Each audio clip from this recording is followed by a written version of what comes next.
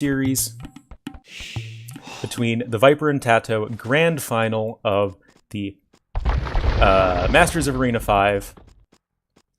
This is the last game of, like, all pick civilizations, and after I introduce the players, I will tell you how this is an even more important match than the previous ones in this series. So spawning here, in the west of the map, we have TheViper as the yellow Burmese, winner of last game, and his opponent in the east of the map, losing a very close game as the Saracens. We have TaToH as the blue Italians. So, I don't think you need to introduce the players anymore. Well, when I put this on YouTube, they're all going to be separate videos, so yeah. It helps people who maybe, like, you know, only catch one of the videos if they know who's playing as what. And it's also just kind of something you do is when you're a caster, is you introduce all the players every game. And, you know, it's also worth mentioning as, like, the civs and the positioning and stuff. But regardless, let's take a look at their maps. It's kind of a weird one because, like, yes, this is like a back golden stone for TaToH, but it's kind of exposed. Well, I guess it's not that exposed, but like one onager hit and there's a cut through right here. Introduce yourself. I'm Ornlu. You all know that. The one and only. The legend. Or something. But yeah, back gold for TaToH. This stone's kind of forward, which isn't the greatest. Kind of had a little bit of awkward boar lure and another forward stone as well. But he does have plenty of safe gold, and if he really wants a safe stone all the way back here that's actually kind of in the middle of the map, but is safe for TaToH, all things considered. But yeah, no. I'd say relatively average map for TaToH. Not too good, not too horrible. Meanwhile, if you look at TheViper, kind of an awkward stone in the front, but he does have a back gold, a second back gold, another back stone, and another back gold. And I think this is a very good map for TheViper. YouTube people care what tournament this is. Randomly stumbling on the channel. I mean, yeah, I mean, it's always a possibility, and I think it's good practice. Just, you know, so going into the game, if someone is, you know, maybe just jumping into the stream right now for the first time, or, you know, even if it's, like, not their first time to the stream, but the first time watching the series today, they'll, just, everyone gets to be on the same page. But yeah, getting back into it, I definitely like Viper's map more because his back resources are more accessible.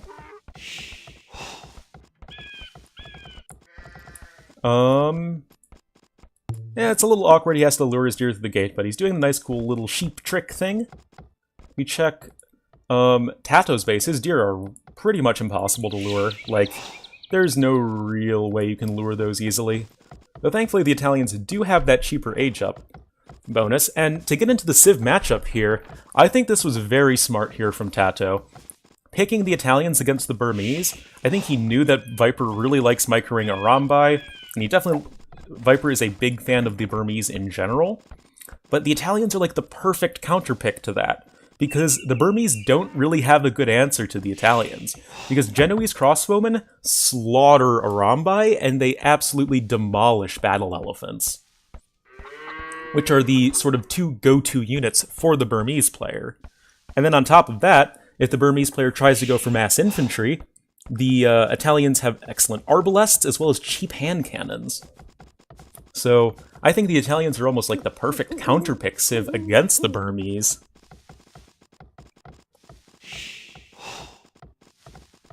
Yeah, Aiden, like, it's, this is a really weird map for TaToH, because, yeah, he has back resources, but they're still really far forward, and, like, you know, one onager hit, and they're no longer back resources for TaToH. But hold the phone, everybody. We have a 25 population uptime for TaToH. Yeah, he's definitely not going to be going for any feudal age aggression. There has not been a single trush this series so far, which I think has been interesting, because that's been all the rage this tournament. Yeah, neither of these players opting to go for a trush this series, but we see 25 population up for TaToH. Obviously, the Italians have the cheaper age-up bonus, which pretty much means they can go up about a villager earlier. And Viper, as the Burmese, going up on 26 population. Definitely no shocker there. I think Viper has the sort of choice to go either just straight into a boom, which he can certainly do with his great map, but also he could go for like crazy monk aggression, and I don't think we know one way or the other quite yet. TaToH's saving the trush for Game 9.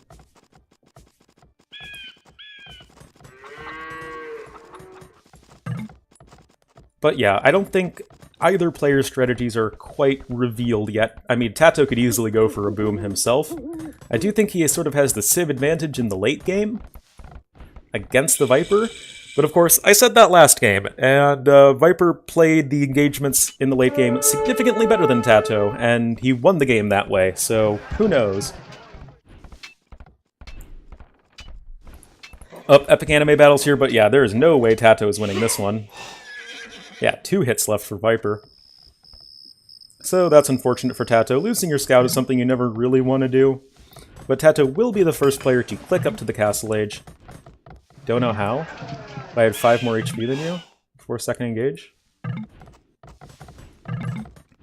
Hacks. Of course, these guys are good friends. And it is a very close series so far. But, you know, age-up times are going to be pretty similar. Yes. Viper just choosing to go up on 1 more villager.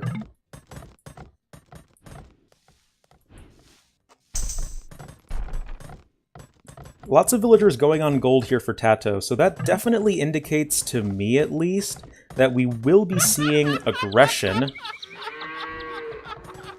Yeah, he doesn't have that many villagers on wood at all. Only 8. He has 8 on gold as well. Saracens are a trash civ. I don't think Saracens were necessarily bad, but I think he played it wrong. Viper getting Cardo. Most important of all upgrades.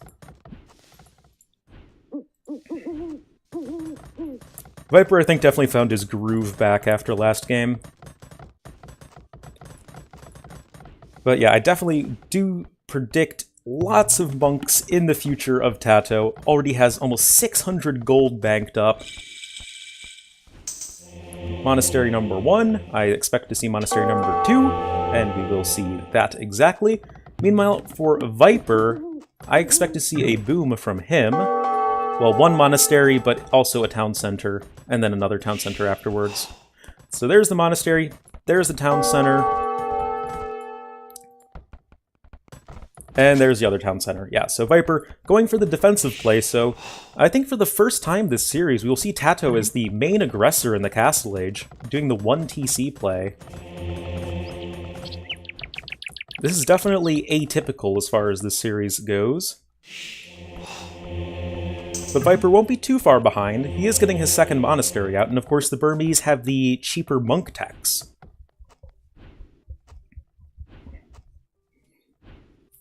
He has no stone, so I don't think he wants to put an instant castle. Well, no, like Viper is not going for a castle drop at all. He's just going for double monastery monks. But so is TaToH. But TaToH's will be out faster. Well, he'll have 2 out. But the thing is, Viper won the scout battle, so that's a pretty nice edge. Viper also getting a very fast atonement. You can do this as the Burmese. Oh, who's gonna get there first? Oh, looks like TaToH will get there first, but can the scout pick off the monk of TaToH? It looks like that monk will be in safe, but oh no! The atonement finished for the Viper! It's not even close to being done for TaToH yet, but oh no! The monk's on the other side of the wall! Oh no, that's so awkward for Viper. Atonement halfway finished for TaToH. Oh, can he drop the relic on the other side of the wall? He's trying! He's trying! Can the relic glitch out to the other side of the wall? Atonement is now done. The monk versus monk conversions are happening. Looks like TaToH will win that one decisively, though. So, yeah, TaToH definitely going out ahead in that engagement, all things considered. But the thing is, TaToH needs to make something happen here. Viper's on 3 town centers. This is by no means an all-in aggressive play from the Viper. Whereas for TaToH it is. TaToH's only on 1 town center, so he's like all in like crazy here. Oh, will he lose a monk here to the scout? He will. And the monk as well. Oh, this is looking really bad for TaToH right now. He's going to lose another monk. Well, I guess they're going to trade. Man, this 1 scout has been so useful for Viper this game. He's killed like 3 monks with that 1 scout. And right now, Viper has the monk lead, he has the villager lead, he has the everything lead. This is just so weird, man. TaToH having to delete those monks, and this 3rd monastery is super late in my opinion. Now TaToH's gathering stone? What's he doing? Is he gonna try and go for a castle? But the thing is, TaToH's already so far behind Viper. Like, the Burmese are just made for this. Because of the free lumber camp upgrades and the cheaper monk techs, you can just boom and go for monks at the same time easily. TaToH also having to invest in a defensive tower, and Viper, with the more passive defensive play, is now able to go out and collect the relics. That's just not where you want to be in if you are TaToH. Got 3 kills with that scout cavalry. Yeah, that was certainly an interesting fight. Now, is Siege Workshop coming in for TaToH as well? Is he going to go for like a castle drop or something? I have no idea, but Viper's going to easily pick up all of the relics. And TaToH's going to need to make something happen to get back in this game, because he's down 16 villagers. He's down in military. He's not really doing anything. Except building some towers. Let's see what he's making. Fast Imp? I guess that's what the Siege Workshop's for. Yeah, Fast Imp coming out from TaToH, and that's gonna be his trump card here. Yeah, TaToH did at least get 1 relic. He got the epic relic here. But will this fast Imperial Age be enough for TaToH? We already have Light Cav on the way for Viper. 2 stables. And I think it's very possible that Viper can just overwhelm TaToH with Light Cav. Of course, the Italians do get very good monks, only missing the Heresy tech.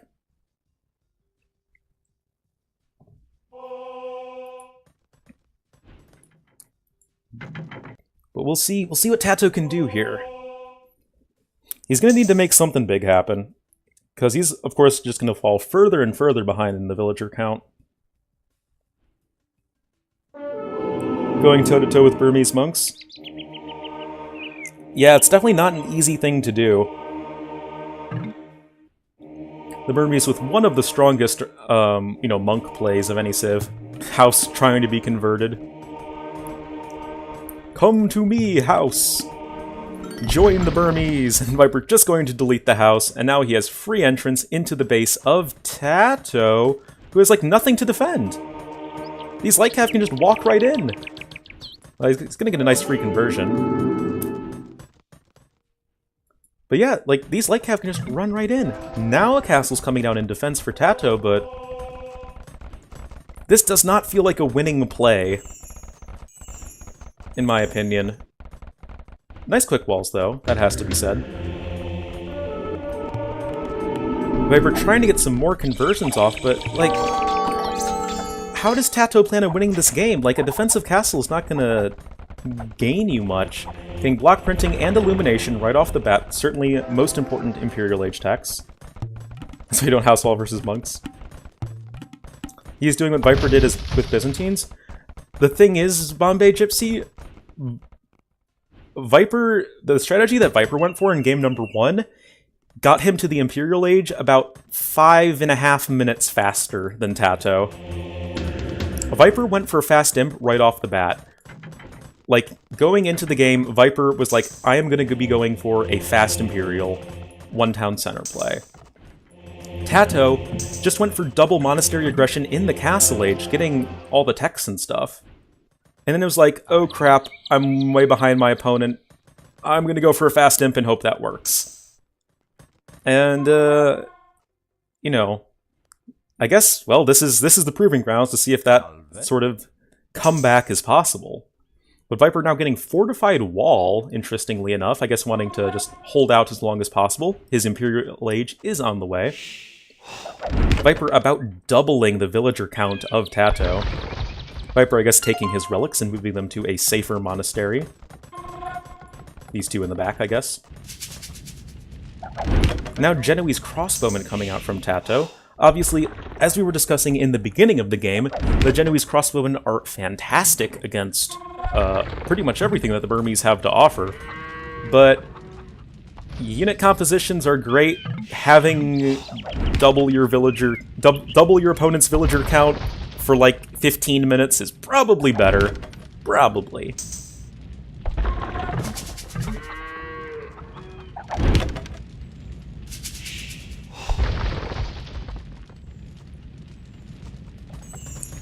I guess the one thing that's kind of iffy for Viper right now is the fact that he doesn't have a castle. Well, he's now getting a castle, so he'll be fine. I don't think this one trebuchet will batter down this wall fast enough to really... I don't think Viper's losing that treb war. But I guess Viper is going for skirmishers. And he did this in, I forget which game it was. Cast a lot of games today, but Viper just went for, like, mass trash against his opponent who went for mass gold units. Oh yeah, it was the Slav versus Malay game, where as Slavs, Viper just went for mass trash versus his opponent's mass gold units. And the Burmese have awful skirmishers. Like, really bad skirmishers. Only having the +1 defense upgrade, no thumb ring. Not exactly ideal. They do have Bracer, so they're probably not the worst skirmishers in the game, but they're definitely, you know, down there. Viper is going to convert everything. Well, Viper doesn't have that many monks. Only has like about 8. Both players have about the same number of monks, and TaToH with another forward castle. He's definitely all in on this 1 TC play. Getting a redemption as well. And a random outpost, I guess. And we'll see how the Genoese crossbowmen will perform against the skirmishers. Not well, I imagine. And in case you guys did not know, Genoese crossbowmen have a very slow fire rate in the Castle Age. I don't want to check the tech tree right now, just because it looks like there's a fight about to happen. But these guys fire very slowly in the Castle Age. Yeah, Viper definitely has a good monk micro. Castle now getting Treb down on the other end for Mr. TaToH, and he's down in the Treb war. This is not where you want to be if you are TaToH. Like, he's just down in every single respect right now, and Genoese crossbowmen are not useful against skirmishers. At least not really. Both players are repairing, but TaToH doesn't have much stone. He cannot repair for very long. And with the third Treb coming out for Viper ahead of the third Treb for TaToH, I really think this game is just in the bag for Viper right now. Villagers dying, I mean, it's pretty funny, but Viper doesn't care if he loses a villager or two when he's, again, doubling his opponent's villager count. Yeah, with that castle falling, Viper just needs to box his units and patrol them to the other side of the map, and essentially he'll win the game. Because right now, TaToH has nothing. He has very little economy, very little army. Of course, the Genoese crossbowmen will do well against the Hussars, but once the skirmishers come in for Viper, TaToH has no real answer to them. And this time, the mass trash plus a few gold units here and there. Looks like it will work. Another forward castle coming down from the Viper. Bombard cannon as well. And getting conversions on skirmishers is never really that useful, as demonstrated here. But looks like there's now a treb advantage for TaToH. But here come the Hussars, and looks like that will just clean up everything. That will be the GG.